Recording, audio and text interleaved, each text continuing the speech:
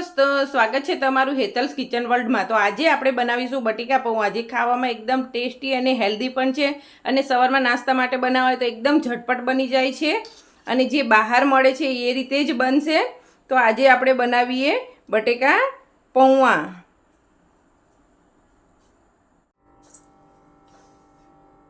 સૌથી પહેલાં મેં પૌવા લઈ લીધા છે। આ પૌવા જે આપણા રેગ્યુલર આવે છે એ જ છે। હવે હું આ પૌવાને 2 થી 3 પાણીએ ધોઈને એને નીતરતા કરી દઈશ। તો ચાલો સૌથી પહેલાં આપણે પૌવાને ધોઈ લઈએ। તો પૌવાને ધોઈને મેં આ રીતે નીતરતા કરી દીધા છે નીચે ડીશ મૂકીને। ત્યાં સુધી હવે આપણે વઘારની તૈયારી કરી દઈએ।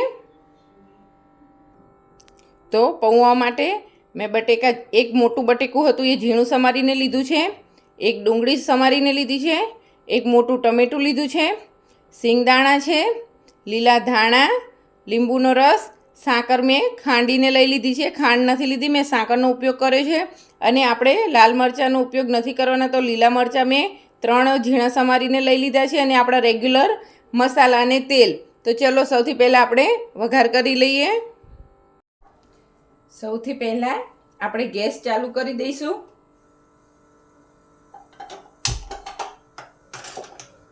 હવે આની અંદર તેલ એડ કરી દઈશું।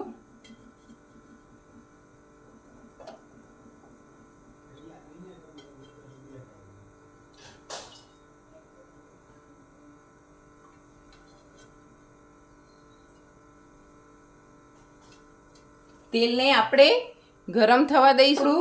તેલ ગરમ થઈ ગયું છે તો સૌથી પહેલાં આપણે હવે આ સિંગદાણાને તળી લઈશું। સિંગદાણાને તળીને આપણે કાઢી લેવાના છે।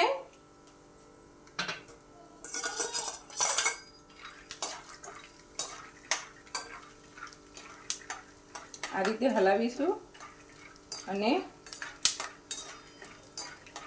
વધારે બ્લેક નથી થવા દેવાના, થોડા જ સાંતળવાના છે। ફૂટવાનો અવાજ આવે એટલે આપણે એને કાઢી લઈશું। તો હવે હું આમાં રાઈ એડ કરીશ। આપણી રાઈ ફૂટી જાય એટલે સૌથી પહેલાં આપણે ડુંગળી એડ નથી કરવાની, બટેકાને એડ કરવાના છે, કારણ કે બટેકાને ચડતા વાર લાગે છે અને જો પહેલાં ડુંગળી એડ કરીશું તો આપણી ડુંગળી બળી જશે। એટલા માટે હું સૌથી પહેલાં બટેકાને એડ કરીશ।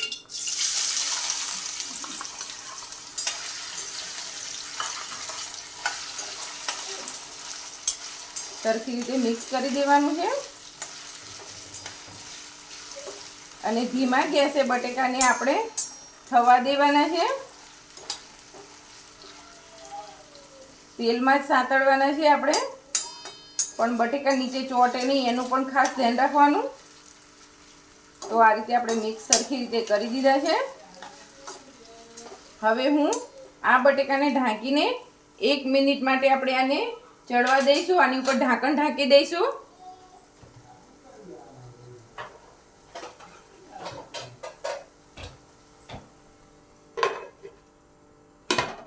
તો મેં ઢાંકી દીધું છે। હવે 1 મિનિટ માટે આપણે એને ચડવા દઈશું। 1 મિનિટ પછી આપણે જોઈશું કે આપણા બટેકા 50% કૂક થયા છે, 50% ચડી ગયા છે। વધારે ચડવા નથી દેવાના। આપ જોઈ શકો છો, હું આ રીતે તોડું તો તૂટે છે સહેજ સહેજ, એકદમ ચડ્યા નથી। તો આ ટાઈમે જ હવે આપણે આની અંદર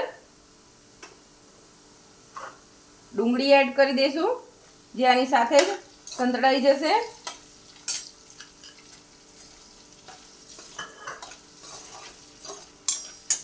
એને સરખી રીતે મિક્સ કરી દઈશું।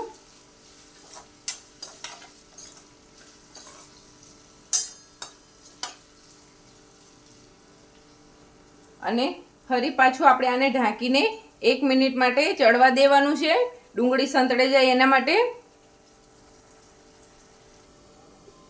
1 મિનિટ પછી આપણે જોઈ લઈશું કે આપણી ડુંગળી પણ એકદમ સરસ સંતળાઈ ગઈ છે, એકદમ ટ્રાન્સપરન્ટ થઈ ગઈ છે। મેં આને વચમાં એક વખત હલાવી લીધું હતું તો આપણી ડુંગળી પણ સંતળાઈ ગઈ છે અને બટેકા પણ ચડી ગયા છે। જોઈ લો આપ, બટેકા પણ ચડી ગયા છે। તો હવે આપણે આની અંદર ટમેટાં એડ કરી દઈશું. એક મોટું ટમેટું મેં સુધારીને લીધું તો એ એડ કરી દીધું છે. એની સાથે હું લીલા મરચાં પણ એડ કરી દઈશ. અને મેં વઘારમાં હિંગ નહોતી નાખી કારણ કે બળી જાય એના માટે. તો હવે હું થોડી આની અંદર હિંગ પણ એડ કરી દઈશ. મિક્સ કરી લઈશું સરખી રીતે. અને આ ટાઈમે આપણે આની અંદર મીઠો લીમડો એડ કરી દઈશું કારણ કે આપણે વઘારમાં એડ કરીએ છીએ તો લીમડો બળી જાય છે અને એનો સ્વાદ સારો નથી આવતો. તો હું આ ટાઈમે એડ કરી દઈશ. સરખી રીતે મિક્સ કરી દેવાનું છે.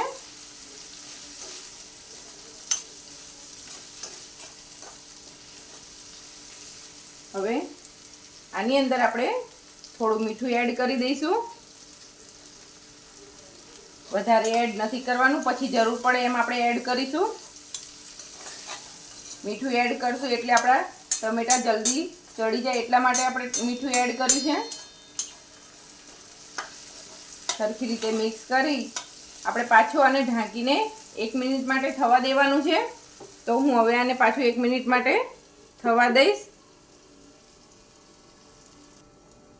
1 મિનિટ પછી આપણે ચેક કરી લઈશું કે આપણા ટમેટાં પણ એકદમ સરસ સંતળાઈ ગયા છે. તો હવે આપણે આની અંદર મસાલા એડ કરી દઈશું. મસાલામાં હું અડધી ચમચી હળદર પાવડર નાખું છું. લાલ મરચાંનો ઉપયોગ નથી કરવાની એટલે હું લાલ મરચું પાવડર નથી નાખતી. જો તમારે નાખવું હોય તો તમે નાખી શકો છો. અને ઘણા લોકો આમાં ધાણા જીરું પાવડર નથી નાખતા હોતા પણ અમને ટેસ્ટ સારો લાગે છે તો હું 1 ચમચી ધાણા જીરું પાવડર નાખીશ. બીજા કોઈ જ મસાલાનો હું ઉપયોગ આમાં કરવાની નથી. હવે મિક્સ કરી લઈશું. અને આ ટાઈમે જે મેં સાકર દળીને રાખી છે એ હું એડ કરી દઈશ.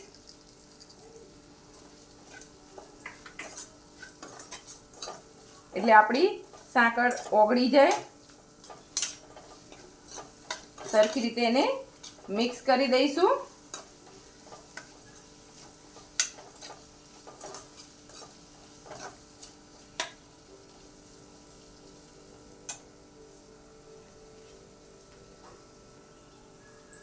આને સરખી રીતે મિક્સ કર્યા પછી હવે આપણે જે પૌવા ધોઈને રાખેલા છે એને હાથ વડે પહેલાં આ રીતે છૂટા કરી લઈશું. જો એકદમ છૂટા છૂટા બન્યા છે.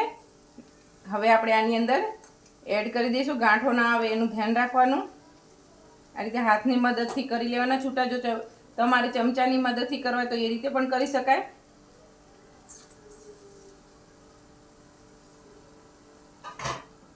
હવે આ ટાઈમે જે લીંબુનો રસ છે મેં એક મોટા લીંબુનો રસ લઈ લીધો છે એ હું એડ કરી દઈશ. અને પૌવાના ભાગનું મીઠું જે આપણે એડ કરવાનું છે એ પણ હું એડ કરી દઈશ.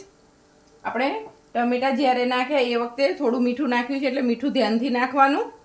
હવે આપણે આને સરખી રીતે મિક્સ કરી દેવાના છે.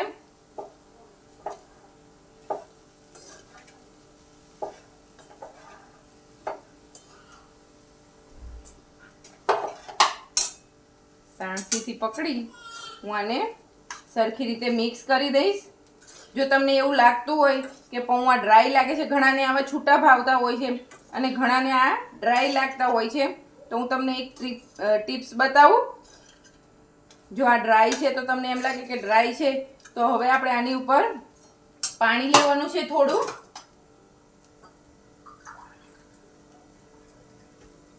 થોડું પાણી લઈ આપણે હાથમાં આ રીતે લઈ થોડા પાણીનો છંટકાવ કરી દેવાનો. આ રીતે થોડું પાણીનો છંટકાવ કરી દેવાનો જેથી કરી આપણને ડ્રાય ના લાગે. અને જો જેને ડ્રાય ભાવતા હોય તો પાણીનો છંટકાવ નહીં કરવાનો. હવે ફરીથી આપણે એને સરખી રીતે મિક્સ કરી દઈશું.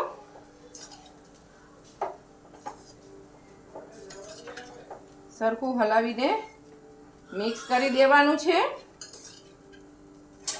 હવે હું આને ઢાંકીને આ ટાઈમે તમારે મીઠું ને લીંબુ ને બધું ચેક કરી લેવાનું. હવે હું આને સરખી રીતે મિક્સ કરી દીધું છે તો હું ઢાંકીને હવે 2 મિનિટ માટે થવા દઈશ જેથી કરીને બધા જ મસાલા અંદર આવી જાય. તો 2 મિનિટ પછી આપણે પૌવાને જોઈ જોઈશું. એકદમ સરસ છૂટા બની ગયા છે અને બધો જ મસાલો ભળી ગયો છે. તો હવે આપણે આને ઉપરથી સિંગદાણા એડ કરી દઈશું, જે તળીને રાખ્યા છે એ, અને થોડા ધાણા એડ કરીને ફરીથી મિક્સ કરી દઈશું અને હું ગેસ બંધ કરી દઈશ.